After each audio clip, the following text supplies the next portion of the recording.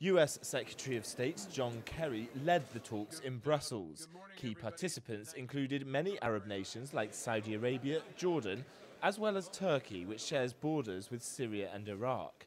Notably, Mr. Kerry has begun referring to the Islamic State as Daesh, a word the group finds offensive. Today we heard directly from Iraqi Prime Minister Abadi, whose government yesterday revealed and reached a long-sought agreement, a landmark oil deal with the Kurdistan regional government. Nothing will do more to defeat Daesh than an Iraq that is united and has more representative and effective security forces. Discussions centred around not only collective military operations, but also how to stem the flow of weapons and fighters heading to Iraq and Syria. Meanwhile, officials in Tehran have denied US claims Iranian airstrikes have been hitting Islamic State targets. It would make Iran an unlikely ally of the coalition. Observers are saying the international community must do more to weaken the Islamic State's financial strength.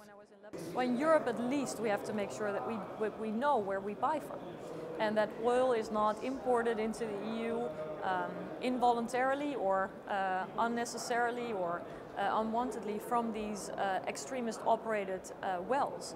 I think it is crucial that companies work together in stopping this illicit trade in oil, which is what it really is, and it is actually blood money, because it is money that is leading to enslavement of women, sexual abuse of women, decapitation of people, really serious human rights violations that are happening throughout the regions that Islamic State has now declared it is governing. But with Islamic State forces continuing to push back against Western offensives, the conflict is set to intensify further. The members of the anti-IS coalition are hailing the operations so far as mildly successful, and are even now starting to think about how to reconstruct a post-IS Iraq. Jack Parrock, Channel News Asia, Brussels.